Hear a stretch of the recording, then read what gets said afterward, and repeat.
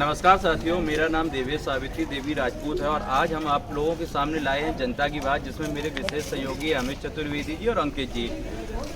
हम इस समय दिव्यापुर के बीजीएम कॉलेज में जहाँ कई छात्र और छात्राएं हैं उनके बारे में जानेंगे और कुछ चुनाव को लेके क्या उनकी चर्चा है, क्या मन में उनके विचार हैं, आगामी सरकार में वो किसकी सरकार बनाना चाहते हैं। इस तरीके कई मुद्दे होंगे और क्या जो अभी करंट में जो सरकार चल रही है क्या उससे वो लाभ उनको मिला है या नहीं, इस तरीके से बहुत से मुद्दे होंगे। मैं कुछ बच्चियां यहाँ पे उनसे जानना चाहूँगा क्या उनके विचार। क्या आपको लगता है कि भारतीय जनता पार्टी की सरकार बनने के बाद, जैसे भारतीय जनता पार्टी सरकार बोलती है कि आज से पहले जब दूसरी सरकार थी भारतीय जनता पार्टी से पहले महिलाओं की सुरक्षा के लेके वो पार्टी कहीं ना कहीं सुरक्षित नहीं थी, क्या आपको लगता है कि भारतीय जनता पार्टी सरकार आने के बाद जो आप बालिकाएं हैं या महिलाएं हैं उनको सुरक्षा है और कहीं ना कहीं पहले से कहीं ना कहीं सरकार में आप अपने आप को ज़्यादा सुरक्षित महसूस करते हैं?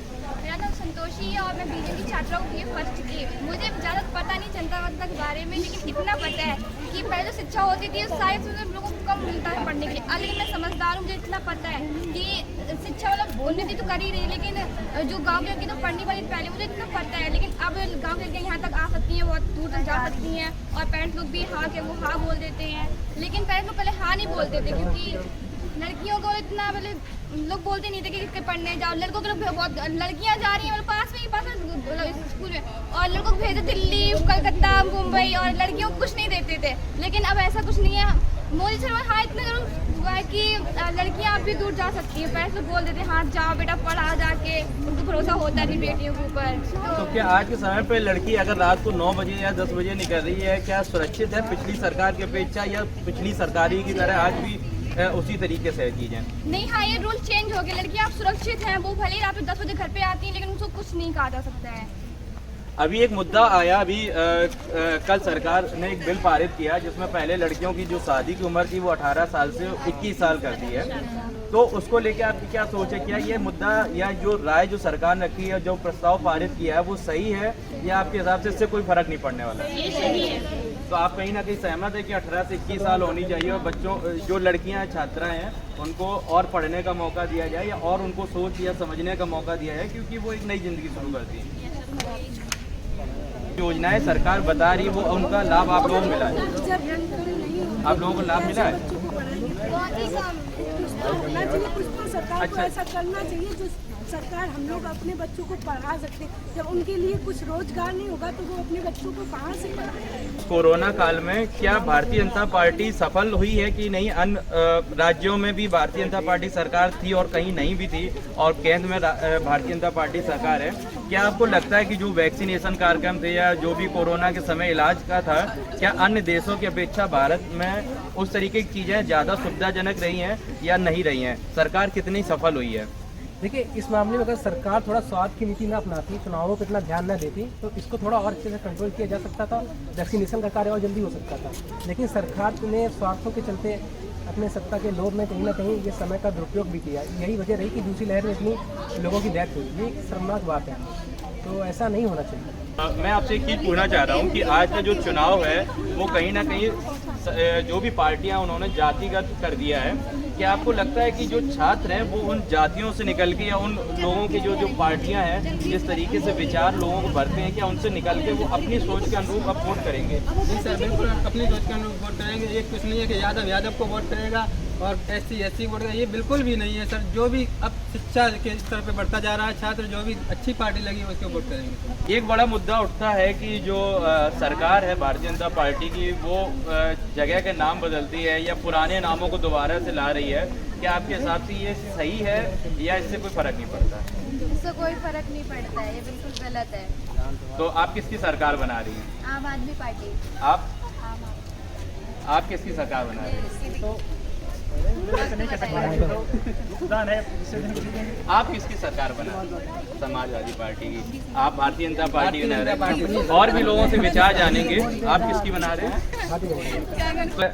क्या आपको लगता है कि आपके विधानसभा क्षेत्र में जैसे कि अभी कुछ काम बताए गए हैं, मुझे जानकारी हुई है, क्या वो काम हुए वाकई में? जैसे कि बताया गया है कि आपके यहाँ पे बस स्टैंड बन रहा है, आपके यहाँ पे एक मेडिकल कॉलेज भी आया है और आपका यहाँ पे एक बाईपास भी स्वीकृत हुआ है, तो आपको क्या लगता है ये इस तरीके से काम होने से फायदा मिलेगा और क्या ये सही है?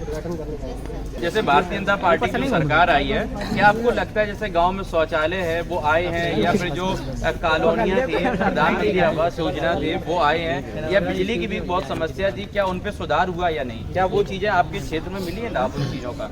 उन चीज़ों का लाभ तो मिला है, जो शौचालय है वो हमारे इधर पे बने भी हैं, और कुछ चीज़ें जो सर सिलेंडर बताया वो भी पहले हुआ है, मिला है सब लोगों को। जैसे कि कई लोगों से बात हुई, उन्होंने अपने अपने मुद्दे रखे।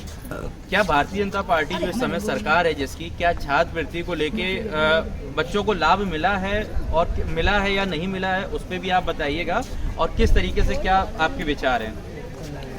अभी तक तो नहीं मिला है, मतलब कुछ लोगों को मिला है, कुछ लोगों को नहीं मिला है। मतलब ऐसा करना चाहिए कि हर किसी को मिलना चाहिए, जो गरीब है मतलब हर किसी को मिलना चाहिए। आप जो अभी इस समय सरकार है उससे कितना संतुष्ट हैं, और आगामी 2022 विधानसभा चुनाव में आप किसकी सरकार बनते हुए देखना चाहते हैं? हम मोदी से बहुत संतुष्ट हैं और मेरा मन है कि वही सरकार रहे उनकी, और बहुत संतुष्ट है उनकी। कोविड के दौरान क्या भारतीय जनता पार्टी ने काम किया या नहीं किया? क्या कुछ परेशानियां आई या नहीं आई?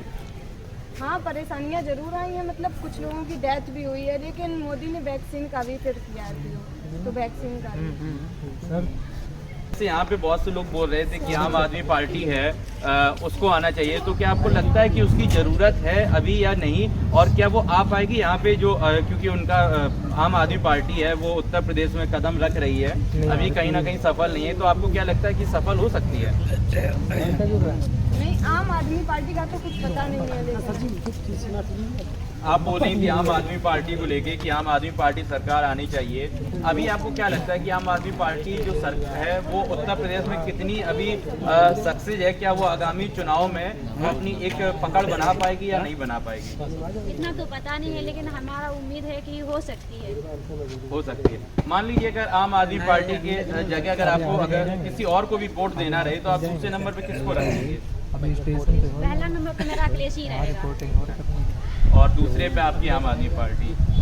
जैसा कि बात चल रही है और छात्र हैं, इनसे कई चीज़ों पे मुद्दे पे बात हुई, एक क्वेश्चन और निकल के आया यूजीसी नेट के बारे में, उस पर आपकी क्या समस्या है और क्या आप सरकार से मांग करते हैं?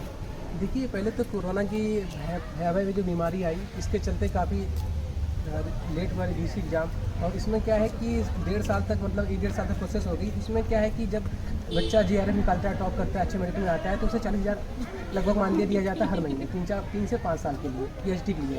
और जब बच्चा यूजीसी नेट करता है तो शायद उसके लिए कुछ उचित मानदेय नहीं है, या है भी तो बहुत कम राशि में है। तो मैं सरकार से निवेदन करना चाहूँगा कि अगर वो नेट भी प्राप्त करता है तो कुछ ना कुछ योजना को अर्जित कर लेता है, अपने विषय में कुछ ना कुछ निपुणता तो हासिल करता है, मेहनत करता है, तो उसके भविष्य को आगे बढ़ने के लिए और अच्छे अवसर अपने पैरों पे खड़े होने के लिए उसको कम से कम, मुझे लगता है कि अनुदान राशि बढ़ानी चाहिए यूजीसी नेट को। आई थिंक 15 से 20,000 के आसपास तो करनी चाहिए, क्योंकि जब जीआरएफ में 40 मिल सकता है तो नेट में 15 से 20 के, तो मुझे लगता है कि उसे कुछ ना कुछ विकास के और सीखने के और शोध करने के अवसर मिलेंगे अगर कुछ उसे अनुदान राशि दी जाए। दूसरा ये है कि लास्ट ईयर जैसे कि मैं बीएड का छात्र हूँ, तो मेरी आधी स्कॉलरशिप आई, आधी नहीं आई, तो मुझे इस बात का बड़ा ही कष्ट है कि जिस सरकार से ज़्यादा उम्मीद है, इतनी ईमानदारी से कार्य करती है, इतनी मेहनत से कार्य करती है, सभी नेता ही बड़े निपुण हैं, प्रभावी हैं, अच्छे कुशल वक्ता है, मेहनती हैं, परिश्रमी, तो मैं चाहता हूँ कि वो अगली जो स्कॉलर आने वाली है तो उसमें जो पहले की स्कॉलर नहीं है आई है उसको मिला के जो क्षतिपूर्ति हुई है वो पूरा स्कॉलर दे आगे के भी। और कुछ बच्चों का कहना है कि जब से सेमेस्टर प्रणाली आई है या दोबारा एडमिशन हुए हैं विद्यालय में तो फीस बढ़ गई है। हम सब थोड़ा पिछड़े वर्ग से भी आते हैं और ग्रामीण परिवार से भी हैं, तो हर बच्चा इतना सशक्त नहीं है पढ़ने में, उन्हें इनकी साल 2 साल वेस्ट भी हो जाती है, नहीं पढ़ पाते हैं, तो उनको फीस तो कम करनी चाहिए छात्रों की ऐसे भी करके, तो विद्यालय द्वारा फीस थोड़ा कम की जाए। मतलब थोड़ी फीस आपको लगता है कि बढ़ी है, आपको उम्मीद नहीं थी सरकार में और वो फीस बढ़ी, उसको कहीं ना कहीं सरकार को ये वापस लेनी चाहिए, कम करनी चाहिए। अब फीस अगर सरकार वापस ले तो बहुत अच्छी बात होगी, लेकिन मुझे लगता है कि आगे के कार्यों में सरकार को फीस कम करनी चाहिए, क्योंकि सरकार से बहुत अपेक्षाएं हैं, बहुत आशाएं हैं। तो ये हम लोग थे आज बीजीएम दिव्यापुर में, और यहाँ पे कई युवा हम लोगों के साथ थे, उन्होंने अपनी अपनी राय रखी। मिली जुली सरकार दिख रही है, क्योंकि कुछ लोग भारतीय जनता पार्टी के पक्ष में हैं, कुछ लोग आम आदमी पार्टी को भी यहाँ पे चाहते कि आए, और कुछ लोग समाजवादी पार्टी के लिए भी सरकार बना रहे हैं। अन्य तरीके के कई मुद्दे हैं, इसी तरीके के मुद्दों पे हम लोग बात करते रहेंगे। अगर आप हम लोगों के चैनल को यूट्यूब पे देख रहे हैं तो सब्सक्राइब करिए और फेसबुक पे देख रहे हैं तो फॉलो करिए। अगर आप वीडियो पसंद आए या अपनी बात को आगे बढ़ाना चाहते हैं तो इस चैनल को शेयर कीजिए, इस वीडियो को शेयर करिए। फिर मिलते हैं जनता की बात देवेश के साथ।